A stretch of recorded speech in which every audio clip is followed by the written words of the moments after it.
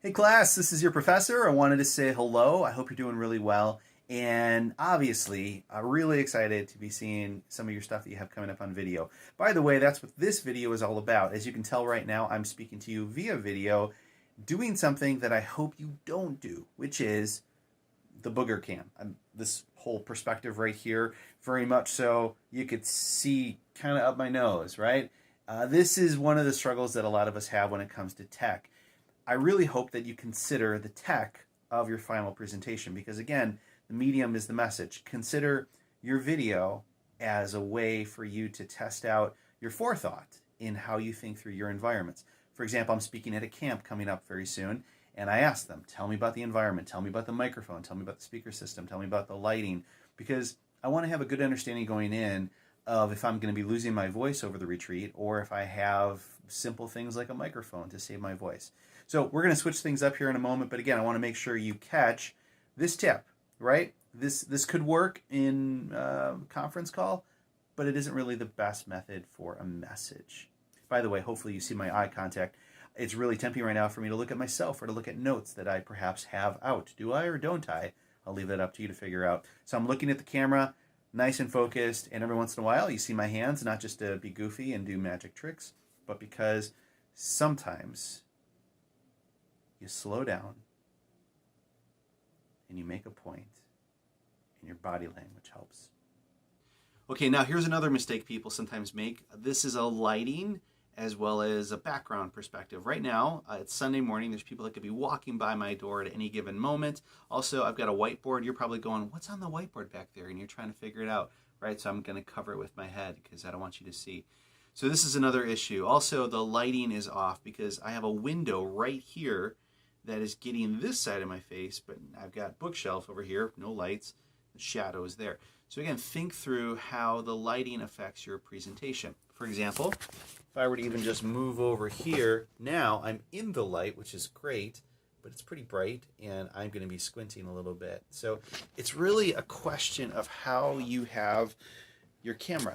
Right now, it's level, which is great, but again, I'm holding it, and so it's shaky. Sorry to make anybody sick right there. I did that on purpose. Now, maybe this is a little bit better. Eye level, right? This is pretty good. I also have a microphone. I'm actually not using it right now because I don't need to. In this kind of environment, sound is really good. I have a nice square office. Sound is not really an issue.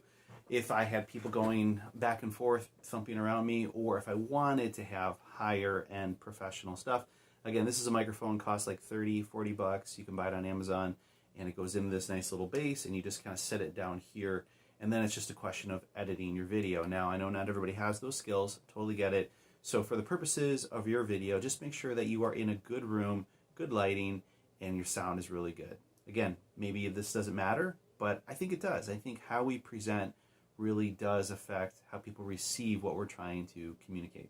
Next tip, slide support. All right, not everybody knows how to do this. So again, this is a skill thing. Maybe you have to learn how to do it. And I won't deduct points if you don't, but if you want to really strengthen your presentation, one of the things you can do is involve your PowerPoint. Now make sure that it's clean and it's clear. We've talked about how a lot of times the templates that PowerPoint gives you are great if you don't know what you're doing, but if once you do, like start using your own creativity.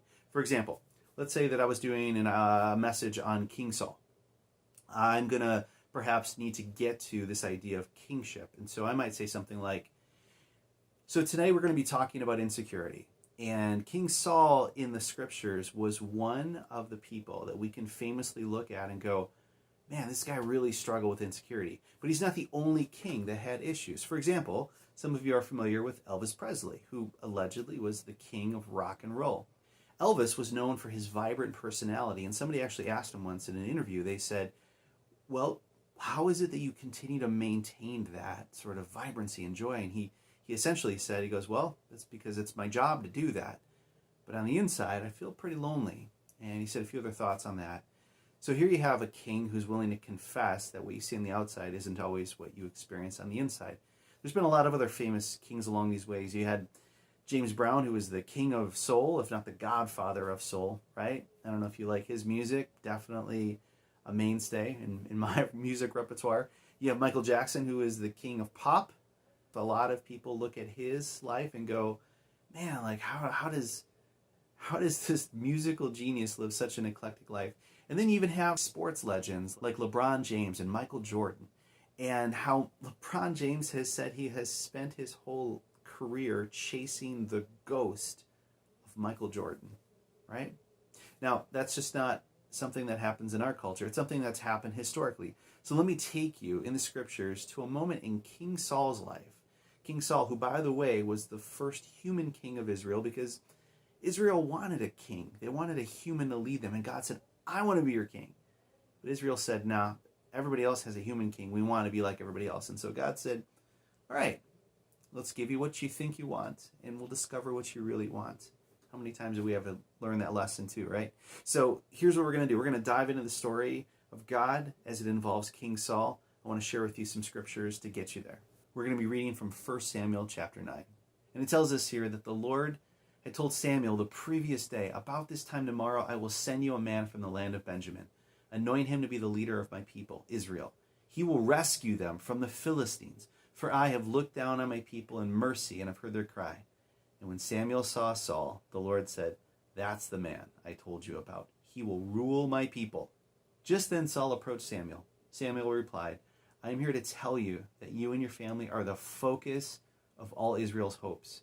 Saul replied, but I'm only from the tribe of Benjamin, the smallest tribe in Israel, and my family is the least important of all the families of that tribe. Why are you talking like this to me?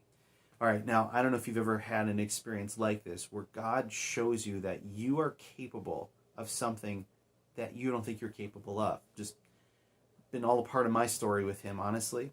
And so I find in those moments that the word but is usually our way to turn back inward, which, by the way, is what insecurity is all about. Think about that word, insecurity. It is looking in for security instead of looking up for our identity, up for the story, up to see the person of God. Now, I want you to think about what that means in your life. How many times have you told God, hey, God, it's great. Thanks for calling all these people around me to do great things, but you're asking me to do blank. You're asking me to confront somebody that needs to be confronted. You're asking me to forgive somebody that I don't know if I can forgive. You're asking me to go out and try this new role when I got all this stuff. So God, thank you, but I'm too broken. Thank you, God, but I'm too in need of counseling. Thank you, God, but I can't show people the light because I live in darkness, and that's my quitting point. You know, this is what we struggle with. All right, so let's evaluate all that. Think about some of the things that I intentionally did in that, right? I'm just going to give you my quick 2 cents. I tried to engage you, again, by looking at the camera. I tried to have my thoughts ahead where I could share them with you. Again, I've in my head, I have my points, my main points.